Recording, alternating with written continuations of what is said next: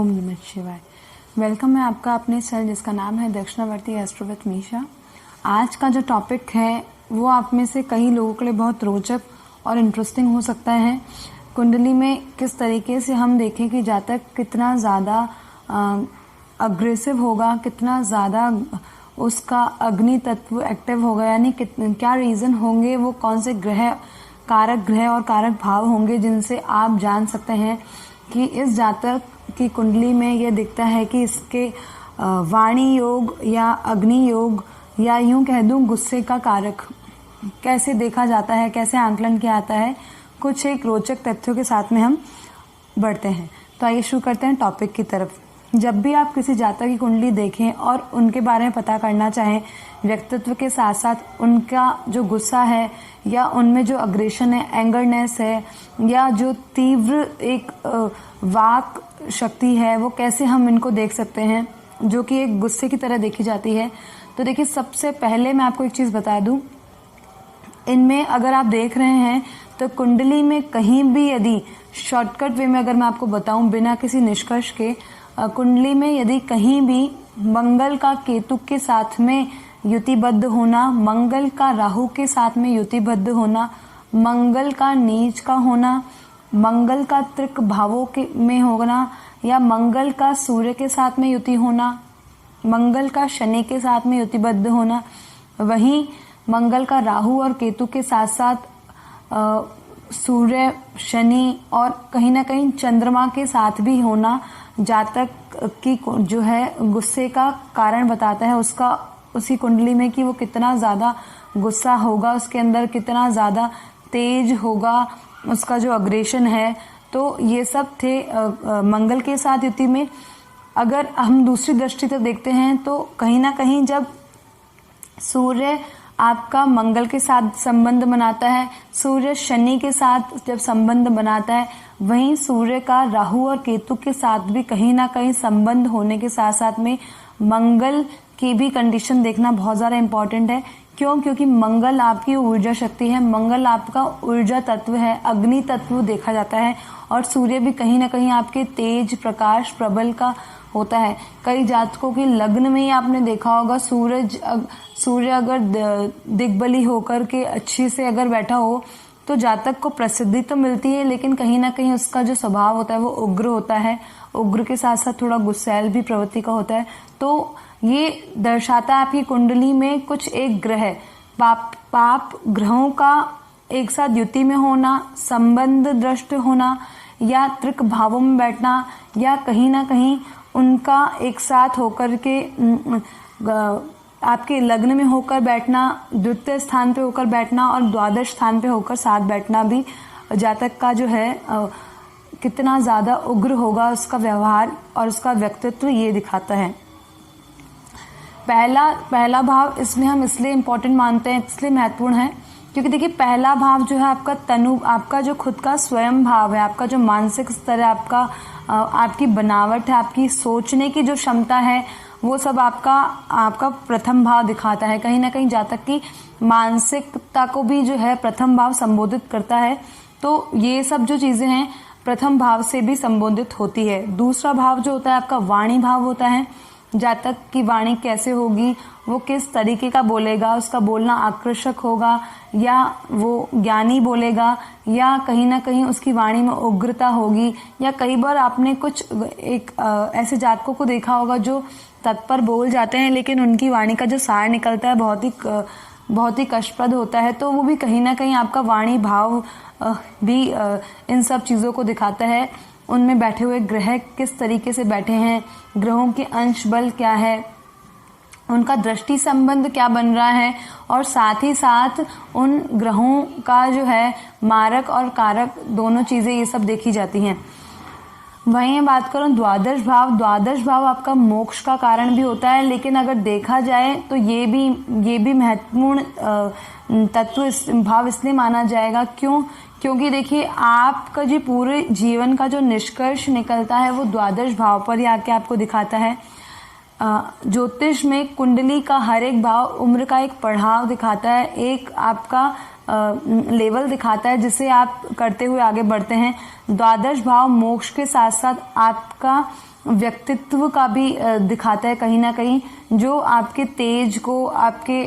Hospital के खर्चों को और कहीं ना कहीं और भी बहुत सारी चीज़ों को दिखाता है। निष्कर्ष रूप में अगर मैं बोलूं तो द्वादश भाव भी कहीं ना कहीं जातक के उग्र स्वभाव का, उसके तेज होने का, उसके क्रोध का जो है दर्शाता है कहीं ना कहीं।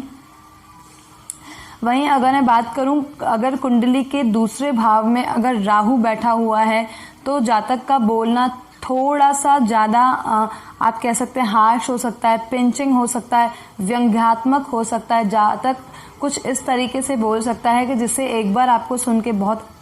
सामने वाले को बहुत ज़्यादा व्यंग सा लगेगा या बहुत ज़्यादा चुभने वाला बोल सकता है। वो क्या बोल जाता है उसे खुद को भी खबर नहीं होती। वहीं अगर शनि वहाँ बैठ जाए तो जातक ज्ञानवान तो होगा, बोलेगा अपनी वाणी में ज्ञान ही, लेकिन कहीं ना कहीं तेज होगा उसकी वाणी में, जो कहीं ना कहीं उसके उग्र स्वभाव को बताता है। बोलेगा सत्य ही, लेकिन सत्य बोलने का तरीका थोड़ा सा कटु होगा। आप इसे यूं समझ सकते हैं, जैसे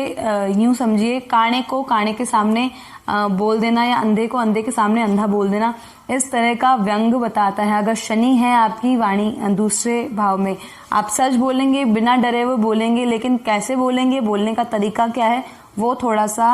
आपका अभद्र हो सकता है। वहीं अगर केतु है, लेकिन देखिए केतु अगर आपका दूसरे यानी मंगल के प्रभाव में है अगर, या सूर्य के प्रभाव में है, यही मैं कह दूं केतु अगर आपका शनि के प्रभाव में है तो कहीं ना कहीं जातक का बोलना थोड़ा अग्रेसिव हो सकता है, उग्र हो सकता है, क्रोधजनक हो सकता है। लेकिन यही अगर केतु अच्छे ग्रहों के साथ, अच्छे नक्षत्रों में, या उनके जो भाव स्वामी हैं वो अगर अग्नि और वायु तत्व के ना होकर के अच्छे ग्रहों के साथ दृष्ट हो तो जातक ज्ञानवान और अच्छी तरीके का बोलना हो सकता है। लेकिन फिर भी कहीं ना कहीं उसके जो वाणी में है वो उग्रता रहेगी ही रहेगी। यही बात मैं करूं, अगर सूर्य का मंगल के साथ में होने से भी जातक का जो स्वभाव होगा काफी उग्र होगा। उसे सडन जो सर्टेन आप एक कह दीजिए, एक बहुत ज़्यादा अग्रेशन हो जाना, गुस्सा हो जाना, या आपके गुस्से का जो कारण होगा वो रहेगा। सूर्य देखिए तेज के साथ साथ आपके व्यक्तित्व को भी बताता है, आपकी आत्मा को भी बताता है। लेकिन यही सूर्य अगर किस ग्रहों के साथ में दृष्टि बना के बैठा है, किन ग्रहों के साथ में युति बना के बैठा है, या किन ग्रहों की राशियों के साथ में बैठा हुआ है, तो ये मैटर करता है। अगर वायु तत्व की राशियों के साथ में बैठा हुआ है, जैसे कि कुंभ, तुला, मीन, इनके साथ में अगर मंगल, शनि या आपका सूर्य दृष्टि संबंध में है, या उन्हीं राशियों के सामने में बैठा हुआ है, साथ में केतु और राहु के प्रभाव में भी है, तो जातक को बहुत ज्यादा उग्र स्वभाव जातक का दर्शाता है। यही बात करूं अगर अष्टम स्थान में, देखिए अष्टम स्थान अगर आप देखें तो डायरेक्ट वे से यानी एक प्रत्यक्ष तरीके से आपका जो है वाणी भाव को नहीं दर्शाता है, लेकिन कहीं ना कहीं ये आपका जो है वाणी भाव को देख रहा होता है अपनी सप्तम दृष्टि से। तो कहीं ना कहीं अष्टम भाव में भी जो आपके पाप ग्रह हैं, या यूँ कह सकती हूँ पाप ग्रहों के साथ में, जैसे अष्टम भाव में सूर्य हो जाए, मंगल हो जाए, सूर्य के साथ केतु का होना, मंगल के साथ में राहु का होना, या ये जो पांचों आपके जो पाप ग्रह हैं इनका कहीं ना कहीं युति और दृष्टि संबंध में होना भी अष्टम भाव का जातक की वाणी और उसके व्यक्तित्व को है जो उग्र दर्शाता है। जातक उस तरीके से कुछ बोलेगा कि सामने वाले को कुछ गुस्से लग सकता है या रखा हुआ है। देखिए कुंडली विश्लेषण के समय पर ये सब चीज़ें बहुत ही डीपली देखी जाती है। जब आप किसी का व्यक्तित्व विश्लेषण करते हैं तो उस समय ये कुछ बारीक से आपके जो होते हैं बिंदु होते हैं जिनको आपको ध्यान में रखते हुए किसी चीज़ का विश्लेषण करना है, जो सिर्फ एक या दो बार ना होकर के बहुत सारी कुंडलियों के बाद विश्लेषण पर निकलता है। जैसे अगर मैं स्वयं का एक अगर बोलूँ तो बहुत सारी चीज़ों को, बहुत सारे जातकों की कुंडलियों मैंने ये भी देखा है, मंगल यदि उच्च का है तो कहीं ना कहीं जातक का जो स्वभाव होगा वो एक अग्रेशन होगा, उसकी वाणी का जो है जो बोलने का तरीका होगा वो मिठास में नहीं होता है। ऐसा लगेगा आपको बोलेगा वो वही वाणी, लेकिन शब्दों का जो बोलने का तरीका होगा कहीं ना कहीं वो हार्श हो सकता है, अभद्र हो सकता है, पिंचिंग हो सकता है। इस तरीके से आप मान सकते हैं। वहीं सूर्य का राहु के साथ में भी होना, सूर्य का केतु के साथ में होना, अष्टम भाव में, द्वादश भाव में, एकादश भाव में, आपका द्वादश भाव में, लग्न में और द्वितीय भाव में होना भी कहीं ना कहीं आपकी वाणी भाव को दूषित करता है। बुध ग्रह का आपका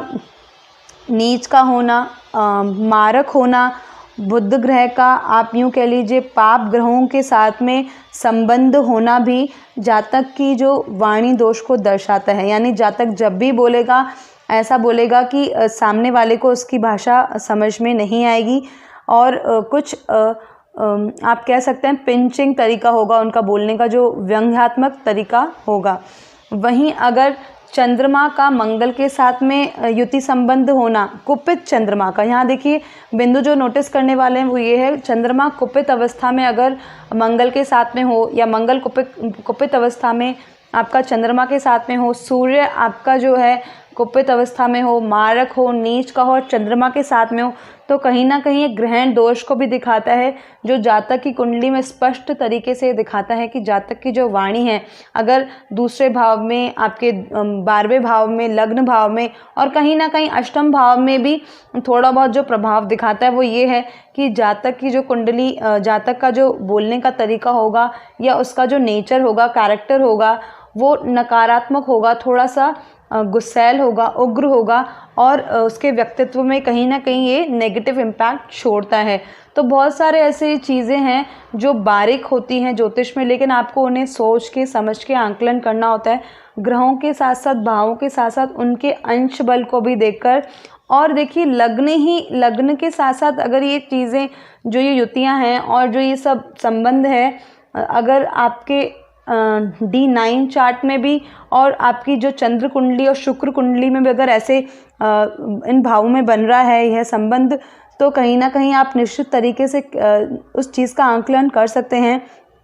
जातक की वाणी का, उसके व्यक्तित्व का, उसके अग्रेशन का, उसके उग्र स्वभाव का, उसके गुस्से होने के कारण कि हाँ यह जातक थोड़ा सा वाणी में, उसके व्यक्तित्व में उग्रपन होगा। तो आज की ये वीडियो थी और होपफुली आपको ये वीडियो बहुत अच्छी लगी होगी।